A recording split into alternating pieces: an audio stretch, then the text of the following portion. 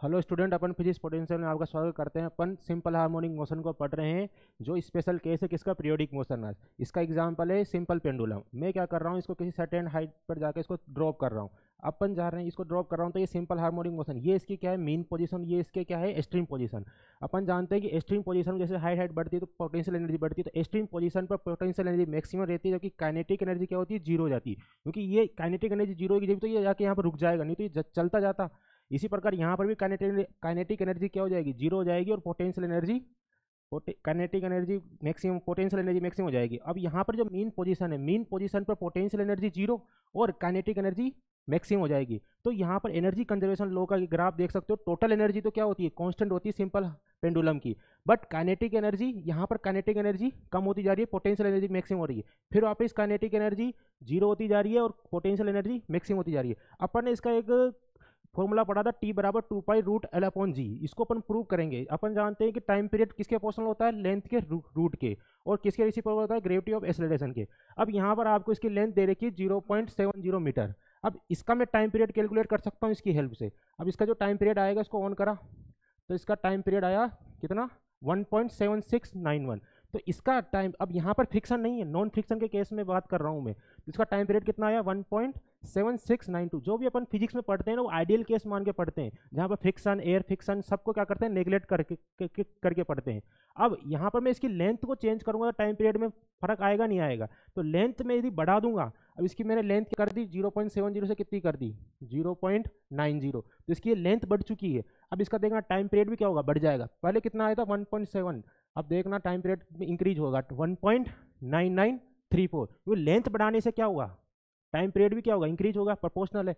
अब अपन जानते हैं कि मास पर डिपेंड नहीं करता है अपना टाइम पीरियड। मैं मास को कितना भी चेंज कर दूं, ये इसको मैं कम कर दिया, जब भी मेरा टाइम पीरियड क्या आएगा, सेम ही आएगा।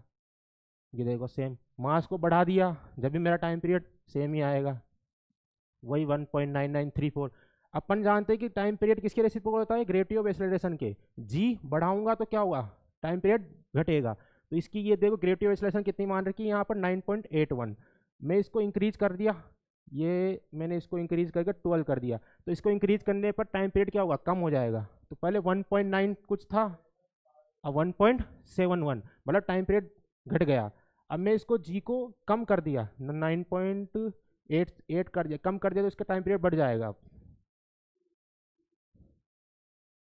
देखो टाइम पीरियड इसका बढ़ गया। तो इसकी हेल्प से अपन देख सकते हैं, और अपन ये देख रहे हैं कि ये जितना स्ट्रीम जा रहा है वापस वही सिंपल हार्मोनिक मोशन कर रहा है।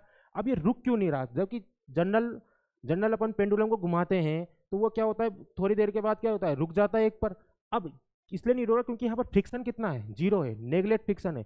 जब मैं इसको फ्रिक्शन कर दूं तो देखना है टाइम, ये फ्रिक्शन मैंने क्या कर दिया, इसको लोड कर दिया, तो इसका देखो एक्सट्रीम पोजीशन कम होती जा रही है, बट इसका टाइम पीरियड बिल्कुल सेम रहेगा।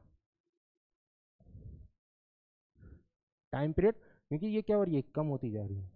यदि फ्रिक्शन को करूँ, ये एक सर्टेन टाइम के बाद क्या होगा, रुक जाएगा। और ये वेलोसिटी और एक्सेलरेशन की डायरेक्शन को आप रिप्रेजेंट कर रहे हैं, और टोटल एनर्जी कर्व आपका देखो, पोटेंशियल एनर्जी, ये टोटल एनर्जी तो क्या है, कांस्टेंट है, क्योंकि फ्रिक्शन के केस में, जबकि अपना जो फॉर्मूला लगेगा वो टी बराबर 2π√L/g नॉन फ्रिक्शन के केस में लगता है, जहाँ पर फ्रिक्शन नहीं होता है। अब अपन देखना चाहते हैं कि मून पर, अर्थ पर तो अपन जानते हैं कितना होता है, 9.38। इसको मैं दोबारा रीसेट कर लेता हूँ। 9.8 क्या होता है, इसका ग्रेविटी ऑफ एक्सेलरेशन रहता है। यदि मैं इसको मून की बात करूँ तो मून पर कितना होता है, ग्रेविटी ऑफ एक्सेलरेशन 1.61, मतलब कम हो गया, तो टाइम पीरियड क्या हो जाए, बढ़ने लग जाएगा। तो मैं इसको यदि इस सर्टेन हाइट पर जाकर छोड़ रहा हूँ, ये छोड़ दिया, तो ये मोशन कर रहा है, नन है इसका फ्रिक्शन, तो इसका टाइम पीरियड में कैलकुलेट कर सकता हूँ, पीरियड ऑफ टाइम की वजह से एनर्जी डायग्राम बना सकता हूँ। वेलोसिटी ऑफ एक्सेलरेशन की डायरेक्शन आपको दिख रही होगी, ग्रेविटी एक्सेलरेशन कम हो जाए, टाइम पीरियड बढ़ जाएगा। तो टाइम पीरियड देखो कितना बढ़ चुका है, 4.3। इसी प्रकार मैं जुपिटर पर देख सकता हूँ, जुपिटर पर ग्रेविटी एक्सेलरेशन बहुत ज़्यादा रहता है, 24.74, तो टाइम पीरियड क्या होगा, बहुत कम हो गया। Thank you.